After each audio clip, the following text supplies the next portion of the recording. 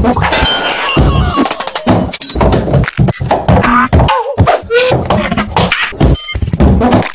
for today's video, we are cooking pancit canton with a twist.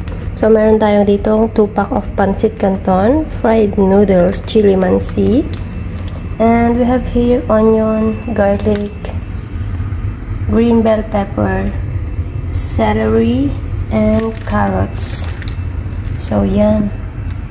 We will do a twist. So, okay. So, now let's boil water for the noodles. We'll wait to boil it. So now we'll make the pan hot. Painitin muna natin yung kawali. Ayoko na mag-English. So ayan, painitin natin yung kawali at ating ilagay. Nasusunod ang ating onion at garlic. Okay, so now let's put the garlic.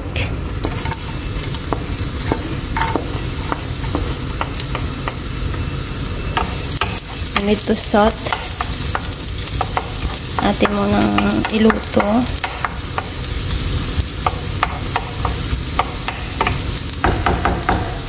At ating isunod ang ating sibuyas. Mekos-mekos.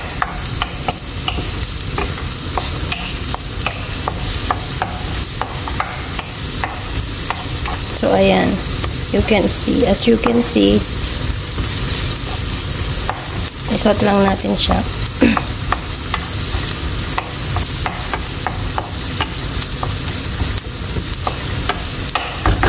So, yun naman ang ating noodles. Still boiling.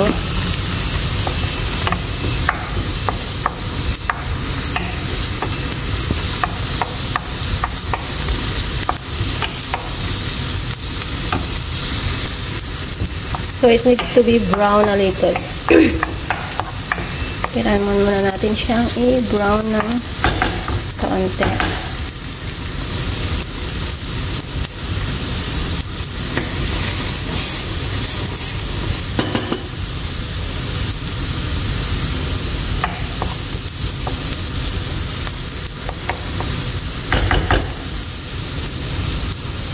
So, ayan, dahil okay na, ilagay na natin ang ating green bell pepper.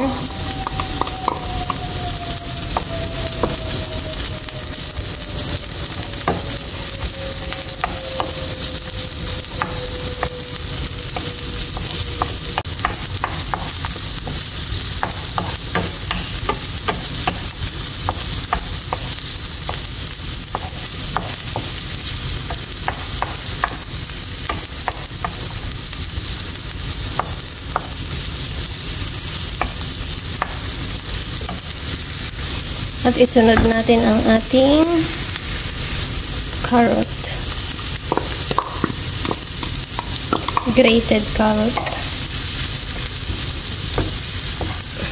Napadami ata yung carrot natin.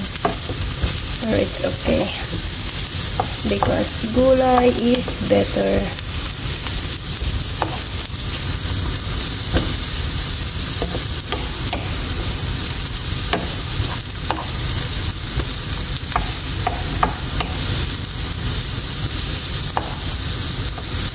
Antayin lang natin siyang maluto siya ng bahagya. So, ayan ang ating noodles at ready na siya. Luto ng ating noodles. 2 pack. Naglagay na tayo ng oyster sauce.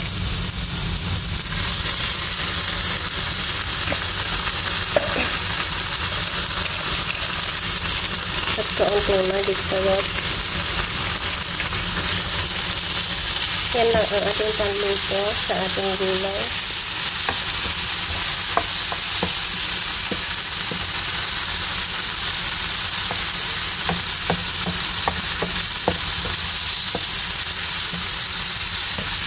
Ating ilagay ang celery.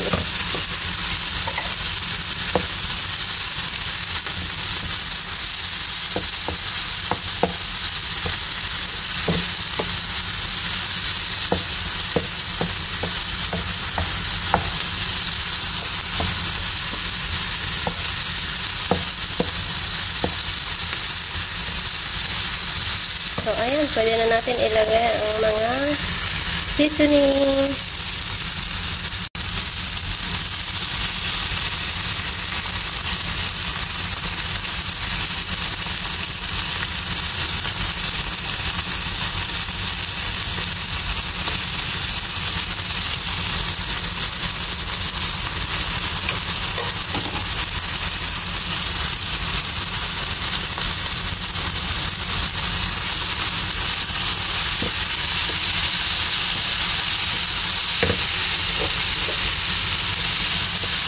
Ayan, pwede na natin ilagay ang ating noodles.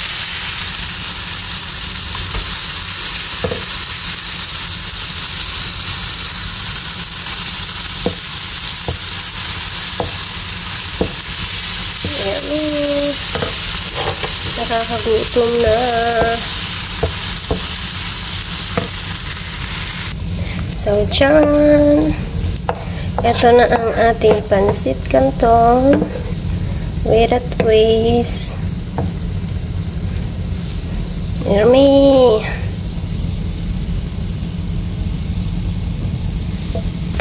As you can see guys, napakasarap niya.